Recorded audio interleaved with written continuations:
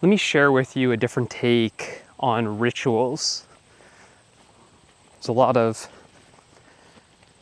misconception and distortion around rituals, what we often are conditioned by rituals. Sounds like witchcraft, or maybe that's just for cults, or any of these kind of ideas. Let me share with you some examples of how I experience it. And that's just a word. You can come up with different words or use different words for this. But how I experience is these rituals are always about experiencing something deeper beneath the surface. The superficial layer might look like something very ordinary, yet what you're experiencing is extraordinary. And that's something that others can't see. It's something that you can only experience.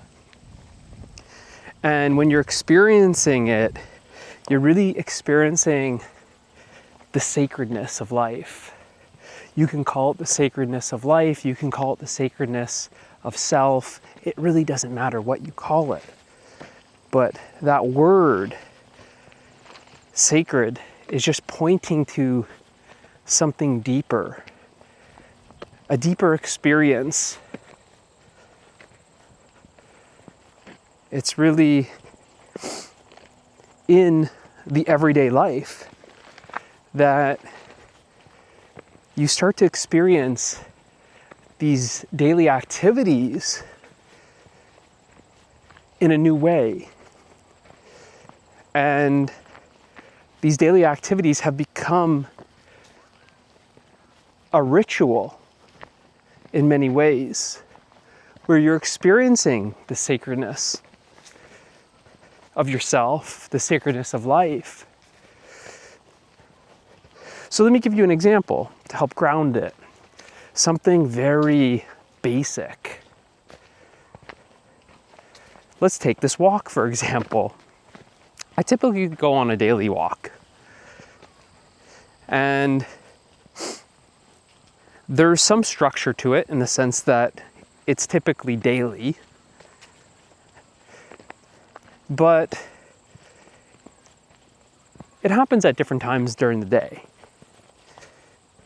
So there's not such a rigid structure, but there's that structure that supports the flow, that contains the flow. The structure of a daily walk actually supports the creative flow.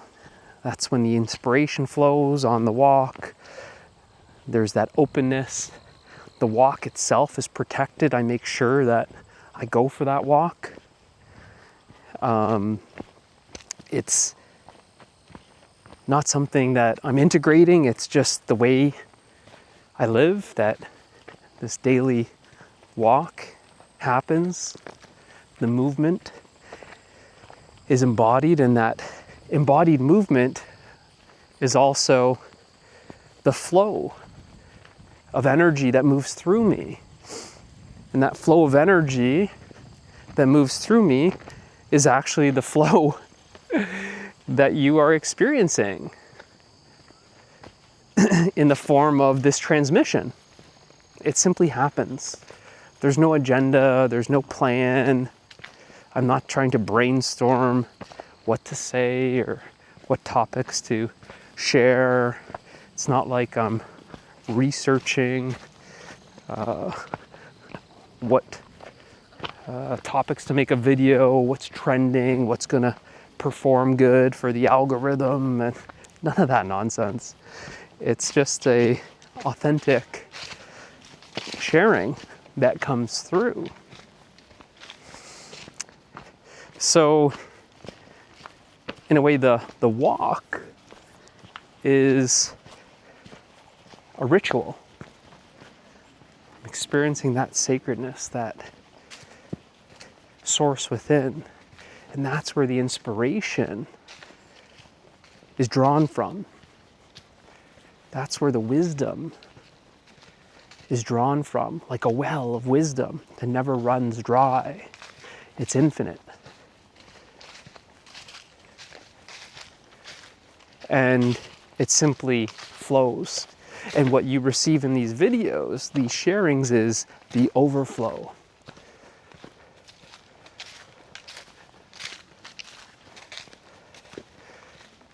Another example of the rituals. Oh, here's one. We just went camping on long weekend here. And there's a ritual in the sense of preparing for the camping trip, but also the ritual of the ending of the camping trip. And this looks like putting away the gear, cleaning the gear, recharging the gear, maybe replacing the gear, inspecting it, assessing it, and that care for the gear, the clothing, to get all the dirty clothes and fill a laundry tub with cold water and some soap and let that clothing soak in the tub and then wash it by hand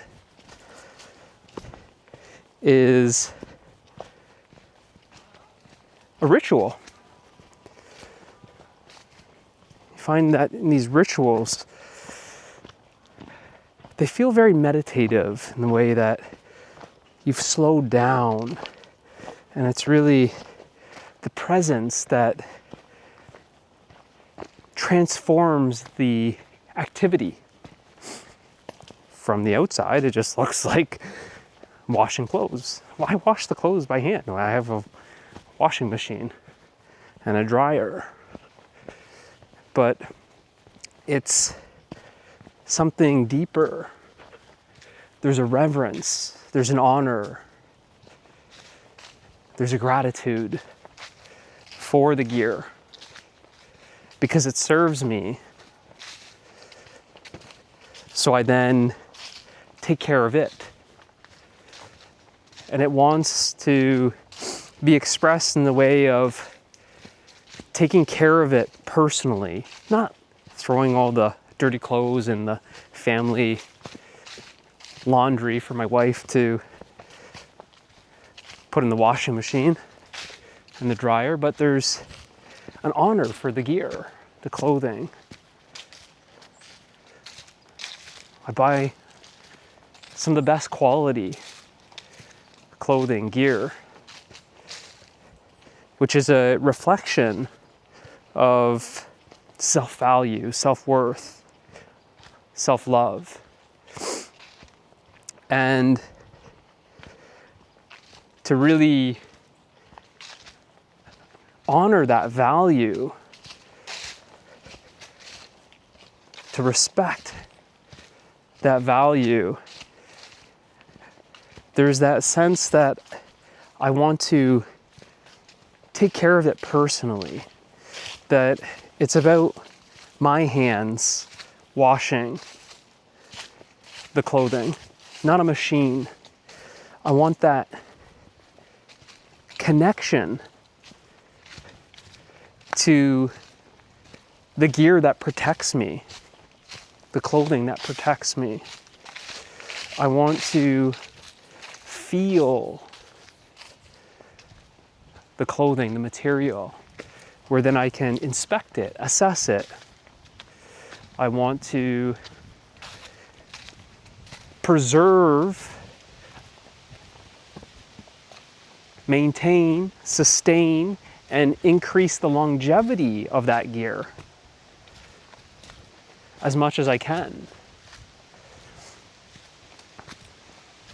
When you invest in the highest quality you can, it's a reflection of that honor, the respect, the worthiness, the love, the value that you embody. Taking care of it is the expression of that as well. It goes hand in hand. And it's that sacredness when you're hand washing the gear that kept you warm, that protected you during the storm, or whatever the examples are, that you feel that deep reverence in that ritual of what looks like something so ordinary, cleaning the gear. Why is this guy hand washing his gear? Just throw it in the wash machine and save so much time. But with these higher quality materials, like merino wool, by throwing them in the wash machine or the dryer, you're reducing the longevity. You're also putting it at risk for destroying it prematurely, as opposed to washing it by hand and letting it hand dry. And what you'll find is a lot of these rituals are really connected to things that we've lost that connection with, and they usually require more time. It's like something that's slow cooked, which is another ritual. A good example. Just cooking something slow. This is where you experience that transmission through how some people remember like their grandma's cooking. It's that slow cooked meal. She may have woke up early and started making the dough or sourcing the food from the market or whatever it is. And something that just takes that time. You're infusing the activity with the presence. And that's something that there's no shortcut to.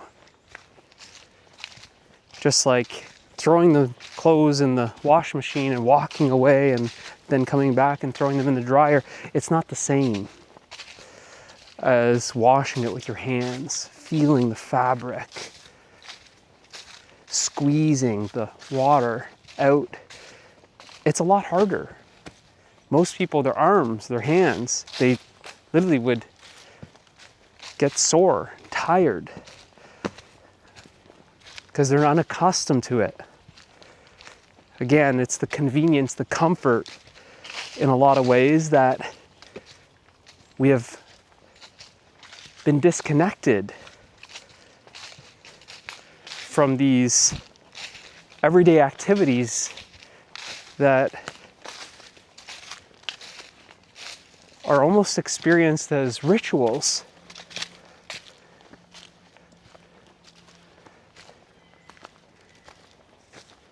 And they're not profound in the sense that you would think that it's some sort of profound experience to walk on coals, walk through fire, and that's the ritual. Not carving your hand with a sword and drawing blood. Sure, there's some of those rituals, I'm sure, but I'm talking about the everyday stuff. Like your family dinner, or cooking home-cooked food for your family. It's the little things.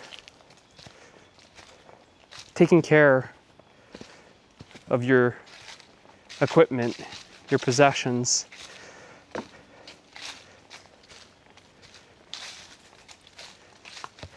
like the equipment when I'm camping and after, and then checking and inspecting the knife, the axe, sharpening it, oiling it.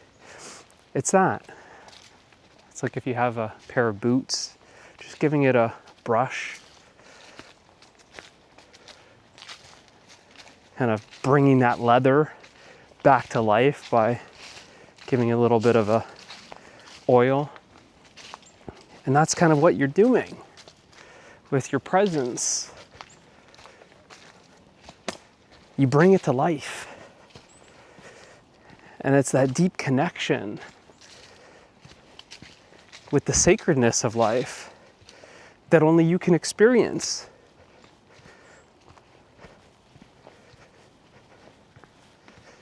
And like I said, it's not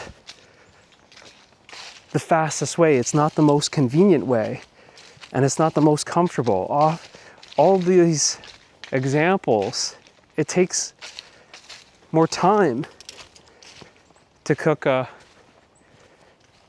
hearty meal, which is actually a really good word, by the way.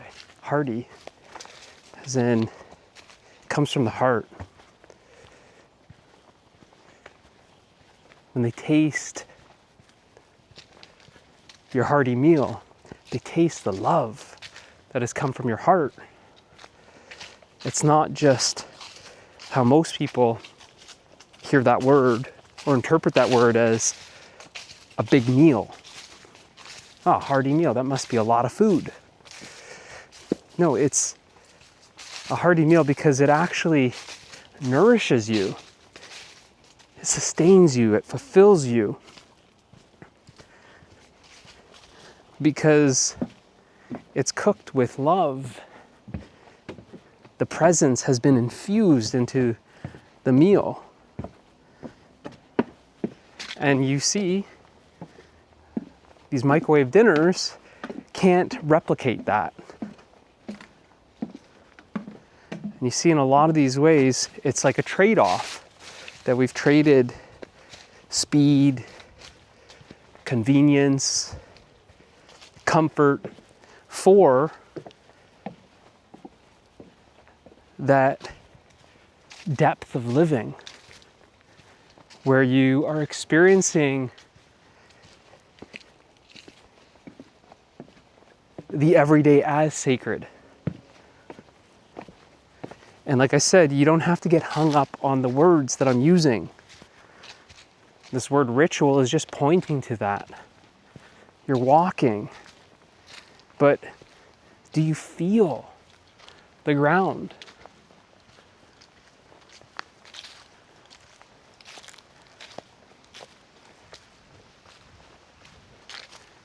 To the point where you feel that connection, you feel rooted in the forest that you walk through. You're walking lightly. There's such reverence for nature, such devotion. When you walk, it's like your feet kiss the earth each step. Wherever you are, you leave no trace.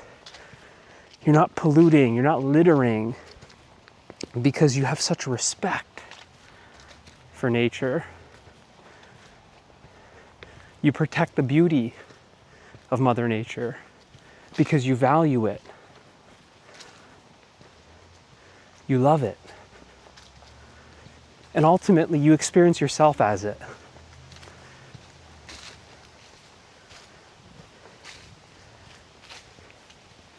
When you cook for your family, you're cooking so that they can taste the love from your heart. You're pouring the love from your heart into the pot. When they taste the food and say, this tastes so good. What'd you put in it? It's that secret ingredient that's not in the recipe.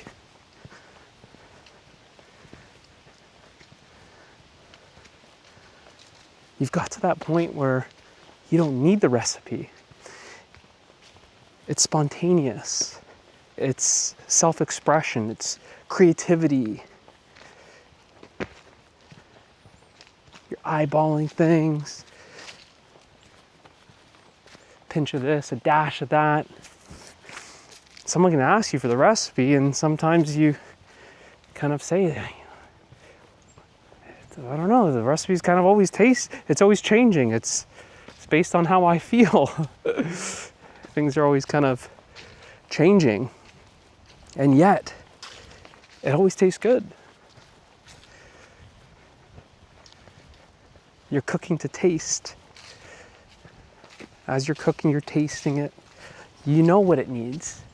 Intuitively, you can experience exactly what it needs.